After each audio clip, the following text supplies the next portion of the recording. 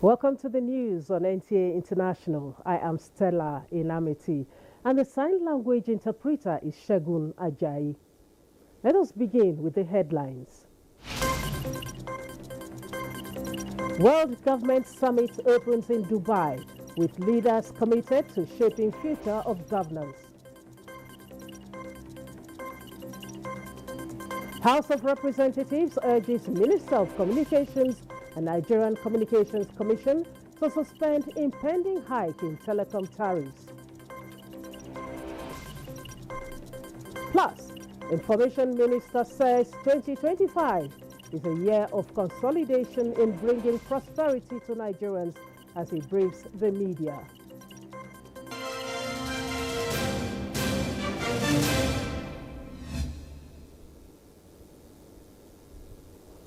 And now details of the news. The World Government Summit 2025 has opened in Dubai. The summit is a global, neutral, non-profit organization dedicated to shaping the future of governments. Through its events, dialogues, and other engagements, it explores the agenda of a new era of governance, focusing on harnessing innovation and technology to solve the universal challenges facing humanity. Since its inception, the summit has successfully established a new model for international collaboration to empower and enable the next generation of government.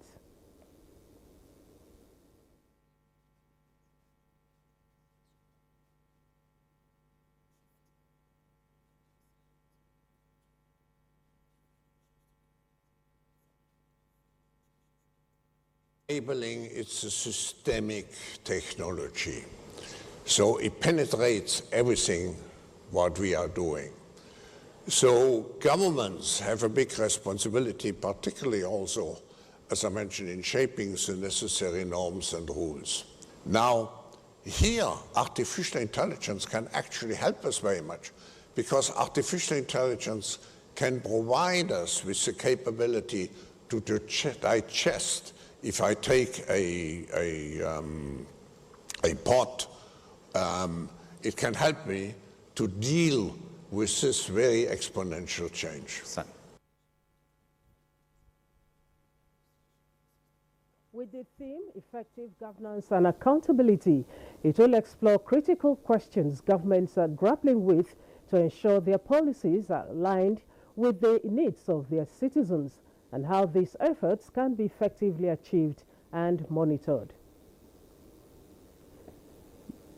U.S. Vice President J.D. Vance on Tuesday warned European allies against over-regulating the U.S.-dominated artificial intelligence sector and China against using the technology to tighten its grip on power. Frama Payne reports. The remarks by Donald Trump's deputy to world leaders gathered in Paris to discuss AI did not put dozens of nations off signing a statement calling for efforts to flank the technology with regulation to make it open and ethical.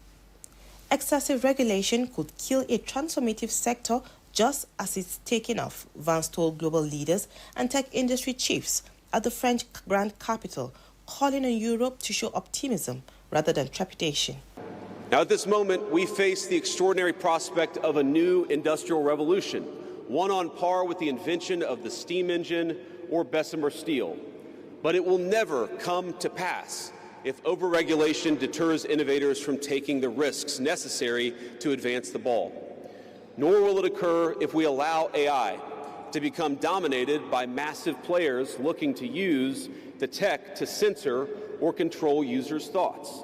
India's Prime Minister Narendra Modi had minutes called for collective and global efforts to establish governance and standards that uphold shared values, address risk, and build trust. Speaking after Vance, President Macron said global rules were the foundation alongside innovation and acceleration of what will allow AI to arrive and endure in an apparent rebuff to the US Vice President. Meanwhile, EU Chief Ursula von der Leyen on Tuesday announced a push to channel 200 billion euros in public and private investment into Europe's nascent artificial intelligence industry.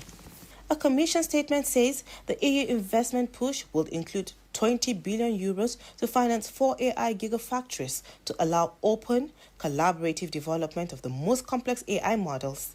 The firms said they aim to stimulate the emergence of new companies with 150 billion euros earmarked by international investors for AI-related opportunities in Europe over 5 years as part of the EU AI Champions Initiative. Today I can announce that with our Invest AI initiative, we can top up by 50 billion euros, so thereby we aim to mobilize a total of 200 billion euros for AI investment in Europe. AI needs the confidence of people and has to be safe, von der Leyen said in defending the bloc's landmark in AI Act regulating the technology, which include curbs on users deemed too dangerous. The EU chief said safety is in the interest of business, while also acknowledging that to make it easier, they have to cut bureaucracy. Frama Panyi, NTA News. Donald Trump is expected to face fierce resistance from Jordan's King Abdullah at the White House Tuesday in their first meeting since the U.S. president proposed moving Gaza's population to Jordan. Jordan, a key U.S. ally, has been treading a tightrope between its military and diplomatic ties and popular support for the Palestinians at home. Those fault lines, already tested by the Gaza war, are being pushed to breaking point by Trump's plans for Gaza's peace. He has expanded on his demand that Gazans be moved to Jordan and Egypt. On Monday, he said he might withhold aid to Jordan and Egypt if they did not take in Palestinian refugees. Some 45,000 people lived cramped in the Gaza camp near Jordan's northern town of Jerash, one of several Palestinian refugee camps here. Ecuador's President Daniel Noboa on Tuesday claimed there were irregularities in first round of elections. In the vote held over the weekend, he had a narrow margin over leftist challenger Luisa Gonzalez, which triggered a runoff vote. Again, from Apani reports. There were so many irregularities, and we continue counting, Noboa said at a radio station, insisting his campaign team's own tally gave him a higher figure. An official count has given 44.15% of the votes cast on Sunday to Noboa, followed by Gonzalez with 43.95%. Consequently, a runoff is set for April 13. Noboa, the heir to a billion-dollar banana export business, campaigned on his crackdown on drug cartel violence that is blamed for very high rates of murder, kidnapping, and extortion. According to official data in 2023, the country recorded 47 homicides per 100,000 inhabitants, but after Noboa's first 14 months in office, the figure dropped to 38 per 100,000. Gonzalez, a 47-year-old lawyer, has called for greater respect for human rights and the war on cartels and said Sunday's results show that people want change. The next president will also have to tackle massive state debt and a poverty rate of 28%. Noboa has been in office since November 2023 and is set to complete the 4-year term of predecessor Guillermo Lasso, who had called a snap vote to avoid impeachment for alleged embezzlement. Frama Panyi, NTA News. The Minister of Aviation and Aerospace Development, Festus Keyamo, has signed the amended bilateral air service agreement, BASA, between Nigeria and the United Arab Emirates, UAE. The agreement was executed during the ICAO Global Implementation Support Symposium 2025. The Special Advisor to the Minister on Media and Communications, Tunde Moshood, in a statement notes that the minister signed the agreement during a high-level meeting with the UAE's Minister of Economy, Abdullah bin Tuq Al-Mahri, in Dubai, aimed at solidifying mutual aviation ties between both nations. The signing of the amended BASA is a build-up to last year's negotiations, ensuring reciprocal rights for both countries and fostering deeper aviation collaboration and enhanced connectivity with a focus on expanding code share agreements and interlining opportunities for Nigerian airlines. UAE's Minister of Economy lauded Nigeria's aviation minister's commitment to advancing Nigeria-UAE aviation regulations beyond the BASA agreement. The aviation minister advocated for a review of UAE's visa restrictions on Nigerians, stressing that easing the current conditions would increase passenger traffic on designated routes, benefiting both nations' economies. Similarly, both countries agreed to sign a technical cooperation agreement focusing on capacity building and support in key aviation areas, including safety and regulations, environment, airport facilitation, and security. This cooperation reinforces Nigeria's commitment to elevating its aviation sector to global best practices while deepening ties with international partners. The National Assembly is assuring Africa's Parliament of its continued role as a leading example in effective legislation that will translate to good governance in the continent. This was re-echoed during the opening of a capacity workshop on the effective utilization of constituency development funds for better quality representation for members of the Ugandan Parliament. Mohammed Rabiu Ali reports that it was organized by the National Institute for Legislative and Democratic Studies. Nigeria and Uganda have similarities in their parliamentary system of government. In 2024, the NILs hosted members of the opposition party of Ugandan Parliament on good governance, and now the Committee on Budget is here for exchange of ideas and knowledge sharing on utilizing constituency development funds. In Uganda currently, there is nothing like a constituency support fund direct to the constituency. All funds are managed by executive, and they make interventions according to how the executive feels, and that causes some inequalities in some of the areas.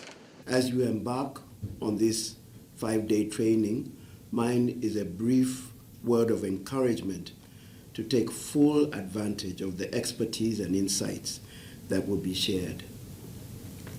Let this be an opportunity for constructive dialogue, for experience sharing, and strengthening interparliamentary cooperation between Uganda and Nigeria. The training explores the role of parliamentarians in constituency development funds management and oversight, anti-corruption measures, and accountability mechanisms in constituency development funds execution, among others. I must, however, point out that a key component of a constituency relation is the Constituency Development Fund, which plays a crucial role in grassroots development by enabling legislatures to finance and implement community-driven projects. The Ugandan Parliament is expected to visit their Nigerian counterpart at the National Assembly, as well as visit some constituency projects so as to improve on the overall governance of their nation. In Abuja, Mohammed Rabiu Ali, NTA News. In the year 2024, reforms in oil and gas have made Nigeria the most attractive investment destination in the continent, with $5 billion in signed investment commitments.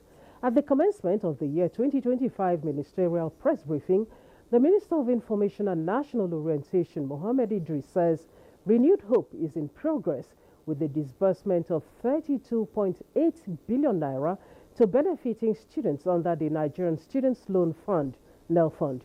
Salihu Abdullahi Gwanara reports.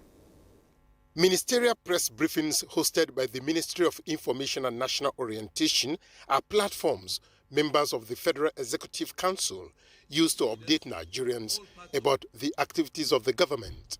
Since inception, 25 out of the 47 ministers driving the Renewed Hope agenda have so far featured in the briefings.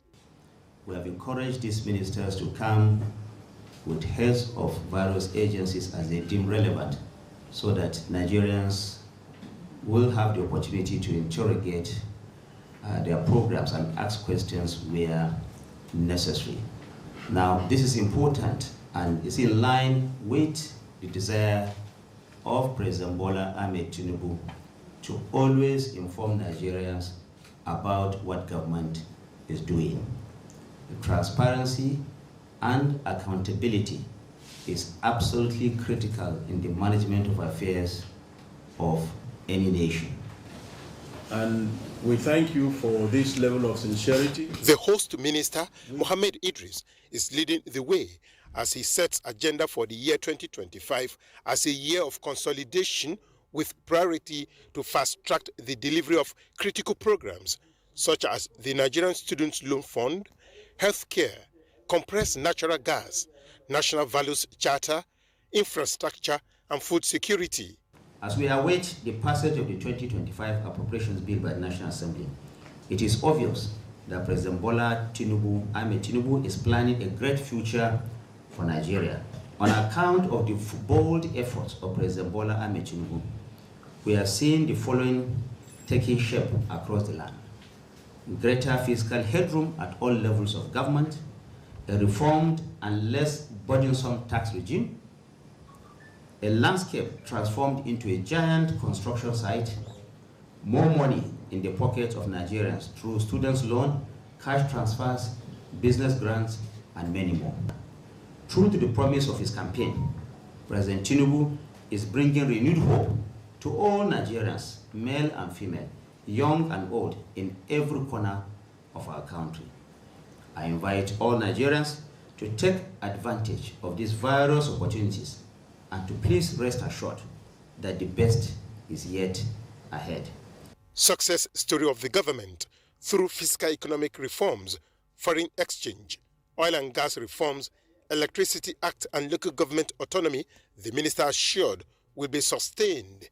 In Abuja, Salihu Abdullahi Gwanara, NTA News. This is the news on NTA International. We'll take a break now.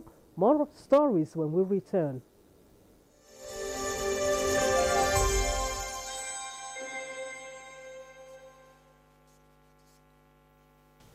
I am Oluremi Tinubu, the global and national Stop TB champion. Many people have asked why I've chosen to champion the fight against a disease like tuberculosis. My reason stems from a deep personal experience. I once had a friend who unfortunately fell ill and concealed the nature of his sickness until it was too late. Eventually, after he passed, we discovered he had tuberculosis. Sadly, due to the stigma and discrimination surrounding the disease, he would not speak up or seek for help. His death was a painful reminder that we could have intervened and saved a life if only we had known earlier. Tuberculosis is an airborne disease that primarily affects the lungs, but can also impact other parts of the body. Being airborne means anyone, regardless of their social economic status, can contract it. In Nigeria, 1 person dies of TB-related illness every 7 minutes, amounting to 206 deaths every day. Globally, 1 person succumbs to TB every 25 seconds, which is a staggering 3,456 lives lost daily. These deaths are entirely preventable because TB is curable if detected and treated early. If you or someone you know has been coughing for 2 weeks or more, coughing up blood, experiencing night sweats, or losing weight drastically, it might be TB. Please visit the nearest government hospital or primary healthcare center for proper diagnosis and treatment. TB treatment is free in all government and some private health facilities. Let us also remember not to stigmatize or discriminate against TB patients or those who have been treated for TB. Individuals who have been cured of TB cannot infect others. I call on all stakeholders, especially the private sector, to join us in the fight to end TB in Nigeria. Together, we can make a difference. Remember, TB anywhere is TB everywhere. End TB by 2030. Yes, we can.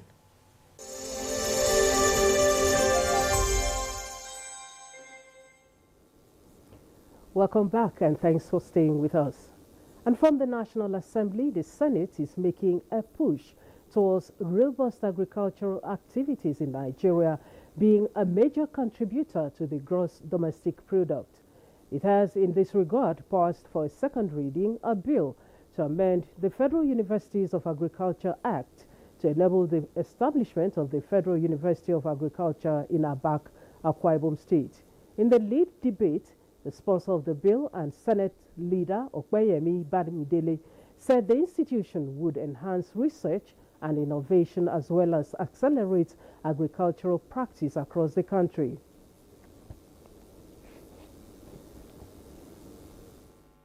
Produce socially mature agriculturists with capabilities not only to understand the agricultural need of Nigeria as a nation, but also to exploit existing agro infrastructure and improve on it to develop new ones.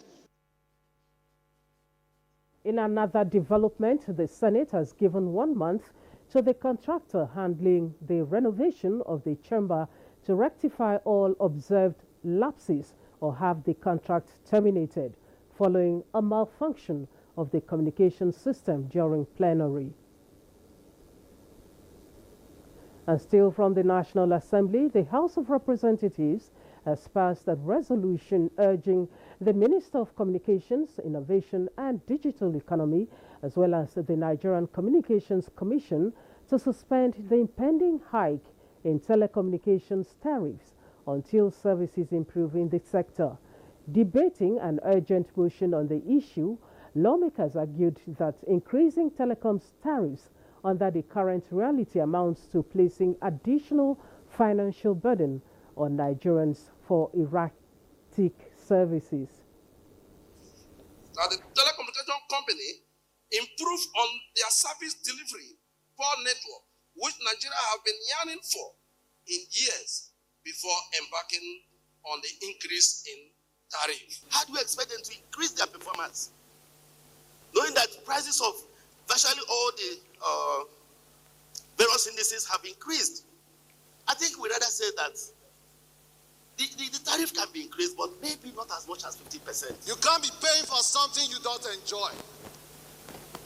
You will agree with me that services in the telecom industry right now is not at its best. In Nigeria, you have to carry more than one phone. For what reason? So that if the network on one is not good, you have to use the other. This motion is referred to the Committee on Communication for further legislative action.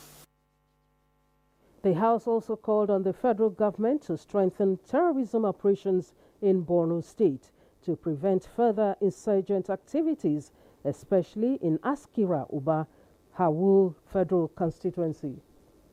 Terrorism attack in Hawul, Askira Uba, Chibok, and other parts of Borno State not only threaten the safety and well-being of residents, but also undermine national security and effort towards peace, stability, and development in the Northeast region.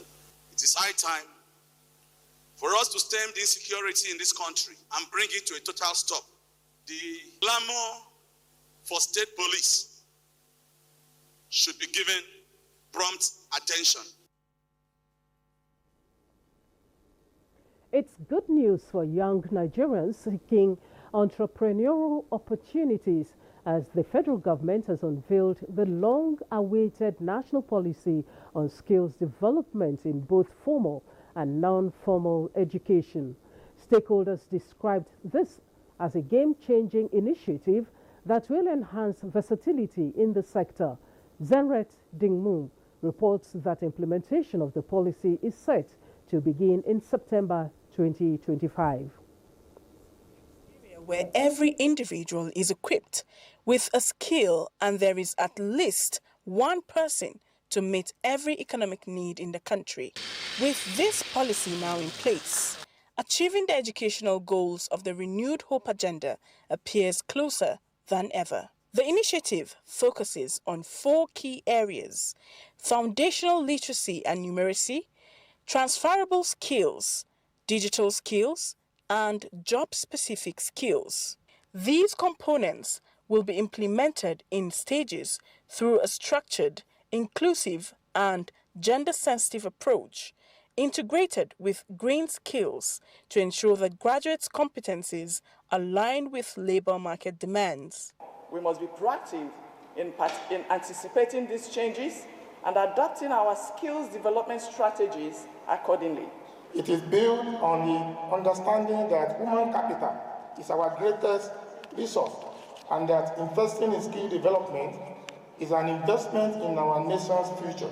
Our roles as educators is to synthesize this knowledge and skills that children and young people need. It's essential that we don't forget that skills also build individuals that enable them to thrive in societies. They contribute back to societies. The policy covers children and young Nigerians between the ages of 3 and 24 years, addressing both developmental and humanitarian contexts.